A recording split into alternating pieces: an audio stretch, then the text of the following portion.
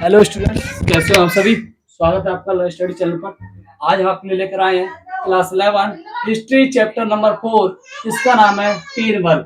इस पूरे चैप्टर को हम एक एक पॉइंट और एक एक सब हेडिंग के अनुसार समझेंगे और सबसे आसान भाषा में समझने वाले हैं। तो आइए शुरुआत करते हैं बिना देरी किए। तीन वर्ग इस चैप्टर का नाम है। तो तीन वर्ग मतलब तीन भागों में तीन लोग इसमें काम करते हैं, जो पादरी हैं, अभिजात हैं और कृषक हैं। चर्चा करते हैं। पादरी किसे कहते हैं? चर्च के पोप आदि सम्मिलित थे। पादरी एक ऐसा धर्म है जिसमें चर्च के पोप आदि सम्मिलित थे, धर्म का पालन करते थे और अपने धर्म का प्रचार करते थे। उन्हें हम पादरी वर्ग कहते हैं, जिसमें पोप आदि सम्मिलित थे। ठीक है। अभिजात वर्ग क्या है? अभिजात वर्ग एक धनवान, जमींदार और संपत्ति का अधिकार रखने वाला वर्ग है। ये वर्ग सबसे महत्वपूर्ण वर्ग भूमिका निभाता है, इसे अभिजात वर्ग कहा गया। ये इतना महत्वपूर्ण वर्ग है कि और इतना पैसे वाला वर्ग है कि अपना न्यायालय भी लगा सकता है। न्यायालय मतलब अपना एक कोर्ट भी बना लगा सकता है और अपने जो मुद्रा है, मुद्रा भी प्रचलन कर सकता है। इतनी इसमें पावर है, इतना इसमें धन है कि ये अपना न्यायालय लगा सकता है, अपनी मुद्रा प्रचलित कर सकता है और तीसरा है आपका कि ये पूरी माल संपत्ति का ये पूरी संपत्ति का मालिक है और धनवान है, इसलिए इस वर्ग को अभिजात वर्ग कहा गया। आशा करता हूँ ये अभिजात वर्ग आपको समझ में आ गया। तीसरे वर्ग की बात करते हैं हम, कृषक वर्ग है। कृषक वर्ग में मजदूर और किसान सम्मिलित थे, शामिल थे। ठीक है। कृषक वर्ग में कौन शामिल थे? मजदूर और किसान। किसान या दो वर्गों की, किसान के दो भागों में विभाजित किया गया है। किसानों को दो भागों में विभाजित किया गया है। कौन कौन से किसान? एक बंधक किसान और दूसरे थे स्वतंत्र किसान। बंधक किसानों की स्थिति बहुत बुरी थी। यहाँ उन्हें जो भी कार्य करना था वो लॉर्ड की अनुमति से करना था, चाहे वो विवाह करना हो या कार्य करना हो, वो उनकी लॉर्ड की अनुमति द्वारा करते थे। और उनके जो परिवार के बच्चे थे, जो उनका परिवार था और उनके बच्चे थे, वो क्या करते थे? लॉर्ड की घर पर काम करते थे और सप्ताह में 3 से 4 दिन उन्हें काम करना पड़ता था। जो बंधक किसान थे, इन्हें सर्फ भी कहा गया है। ठीक है। और दूसरे किसान थे स्वतंत्र किसान। स्वतंत्र किसान किसे कहा गया? स्वतंत्र किसान वे किसान थे जो लॉर्ड की भूमि पर जागीरदारी करते थे और उन्हें कर देते थे। ठीक है। तो ये दो किसान वर्ग का दो भागों में विभाजित किया गया, स्वतंत्र किसान और बंधक किसान। ठीक है। उससे पहले मैं आपको बता दूं, एक इसमें सामंतवाद का बात की गई है। सामंतवाद क्या है? एक मार्क्स के लिए इंपॉर्टेंट है, एमसीक्यू टाइप में पूछ लिया जाता है। सामंतवाद जर्मन शब्द भाषा के फ्लूट से मिलकर बना है। क्या?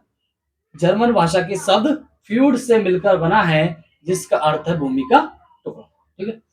अब ये आपसे बात करें, ये सामंतवाद क्या दर्शाता है? ये सामंतवाद किसान द्वारा उत्पादित अनाजों को दर्शाता है, जिसमें सामंत और किसान आदि सम्मिलित हैं। ये सामंतवाद दर्शाता है। मैं आशा करता हूँ आपको वीडियो पसंद आ रही होगी और अगर पसंद आ रही है तो एक लाइक और एक सब्सक्राइब और एक शेयर जरूर कर दीजिएगा। ठीक है। और अच्छे अच्छे कमेंट कीजिएगा ताकि हमारा मोटिवेशन बढ़ता रहे और हम आपको इसी तरह की वीडियो और इसी तरह के चैप्टर लेकर आते रहे। ठीक है।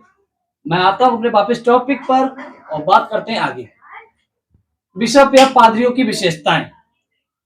अब बात करते हैं पादरी थे, उनकी क्या क्या विशेषताएं थी, उनके क्या क्या गुण थे। ठीक है। तो 3 मार्क्स के लिए इंपॉर्टेंट है, आपसे पूछ लिया था एग्जाम में, जो बिशप थे या पादरी थे उनकी क्या क्या विशेषताएं थी। तो ये क्या करते थे? राजा द्वारा इन्हें भूमियां दी जाती थी और जिनसे ये कर उगा सकते थे। ठीक है। और ये इनके पास बहुत सारी जमीन होती थी जागीरदारों की तरह। ठीक है। और ये रविवार के दिन गांव में जाते, उपदेश देते और प्रार्थना करते। ठीक है। रविवार के दिन गांव में जाते, धर्म के उपदेश देते और प्रार्थना करते। ठीक है। ये फ्रांसीसी समाज में शामिल थे। ठीक है। ये किसमें शामिल थे? फ्रांसीसी समाज में शामिल थे। उन्हें विशेष अधिकार प्राप्त थे, मतलब कुछ विशेष अधिकार उन्हें दिए गए थे। ठीक है। और एक मजेदार बात है, ताज नामक धार्मिक कर भी वसूलते थे। देख रहे हो, ये बिशप हैं, ये पादरी हैं, ये बहुत ही धनवान है। जैसे कि मैंने आपको बताया, इनके पास जागीरदारी होती है, बहुत बड़ी भूमि होती है, और ये कर यहाँ राजा के द्वारा भूमि दी हुई थी, उससे भी कर उगा रहे थे, और धार्मिक कर भी प्राप्त कर रहे थे, वसूल कर रहे थे, जो टाइज नामक था। ठीक है, और इन्हें विशेष अधिकार भी प्राप्त थे। ये इनकी विशेषताएं हैं, रट लीजिए, एग्जाम में 3 नंबर में आपसे पूछा जाता है। ठीक है, बात करते हैं भिक्षुओं की विशेषताएं। मतलब जो भिक्षु थे उनकी क्या क्या विशेषताएं हैं, उनके बारे में वर्णन किया गया है भिक्षु के बारे में।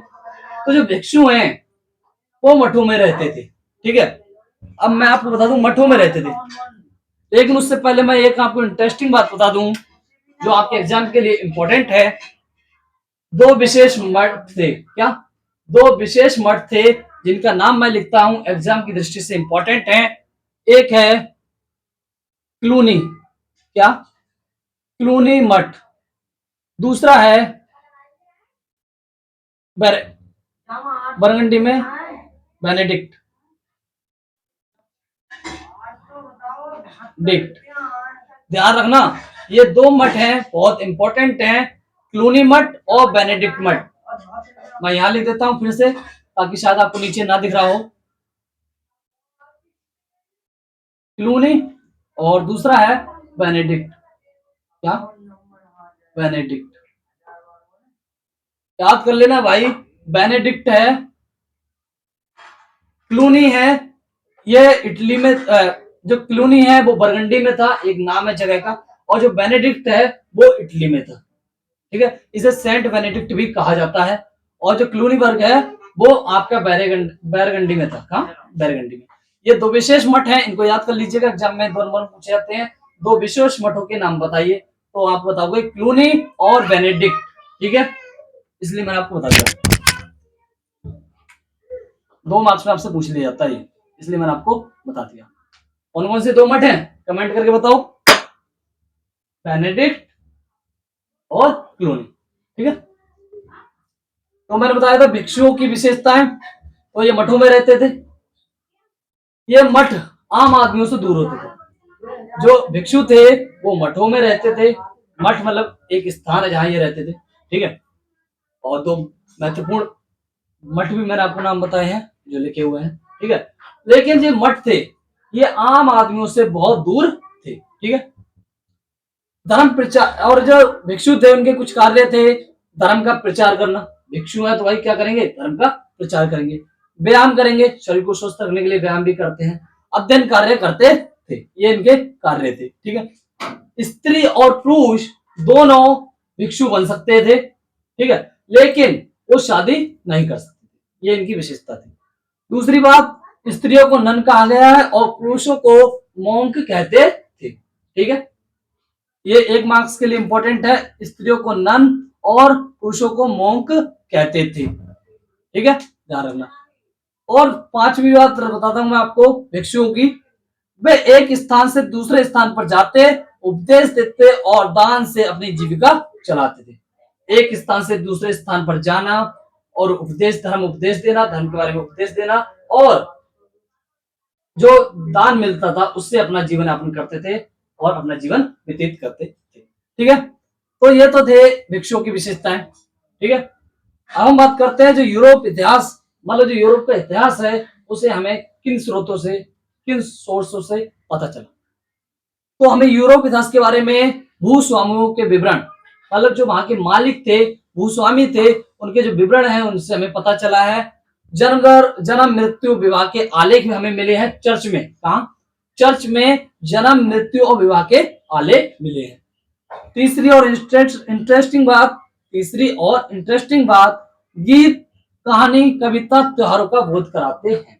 हमें कुछ वहां कहानियां मिली हैं, कुछ गीत मिले हैं और कुछ कविताएं मिली हैं जो त्योहारों का बोध कराती। ठीक, ये थे इनके इतिहास के स्रोत। समझ में आया आपको यहाँ तक? कोई प्रॉब्लम होनी नहीं चाहिए। बात करते हैं अब 14वीं सदी का संकट। ये बहुत बड़ा संकट था भाई जो 14वीं सदी में आया था। तो आपको पूछ लिया जाता है एग्जाम में 5 नंबर से 6 नंबर में कि 14वीं सदी का संकट के बारे में वर्णन कीजिए। तो जो 14वीं सदी का संकट था उसमें क्या था, धातु मुद्रा की कमी। जो मुद्रा चलती थी चांदी की, कौन सी, चांदी की मुद्रा चलती थी, तो वहां क्या हो गई, चांदी धातु मुद्रा की कमी हो गई। ये सबसे बड़ा संकट था। दूसरा, बायोबेनिक फ्लैग, जिसे हम ब्लैक डेथ कहते हैं। फिर से रिपीट करता हूं, बायोबेनिक फ्लैग जिसे ब्लैक डेथ कहते हैं, इससे लाखों लोग मारे गए। एक संक्रामक महामारी थी, ठीक है। आपसे एक मार्क्स में पूछा जाता है, यूरोप में फैलने वाली संक्रामक बीमारी कौन सी है, तो बायोबेनिक फ्लैग है, ठीक है। कौन सी, बायोबेनिक फ्लैग, जिसे ब्लैक डेथ भी कहा गया। इसमें सैकड़ों लोग मारे गए, ठीक है। तीसरे बात करते हैं जलवायु परिवर्तन। तो जो संकट आया वो किसके कारण आया, जलवायु परिवर्तन।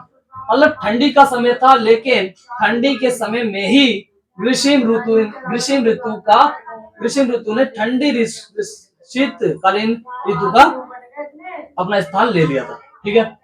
गर्मी का समय था, लेकिन ठंडी ने अपना स्थान, गर्मी का स्थान ले लिया, और जो फसल थी वो वहां की नष्ट हो गई जलवायु परिवर्तन के कारण। जब भाई फसल नष्ट हो गई, तो जो यूरोप के लोग हैं वो क्या खाएंगे। ये सबसे बड़ा संकट इसलिए था कि भाई जब फसल नष्ट हो गई तो खाना था ही नहीं। जलवायु परिवर्तन के कारण जो फसलें थी वो नष्ट हो गई, समाप्त हो गई, ठीक है। और लाखों लोग मारे गए थे फ्लैग से।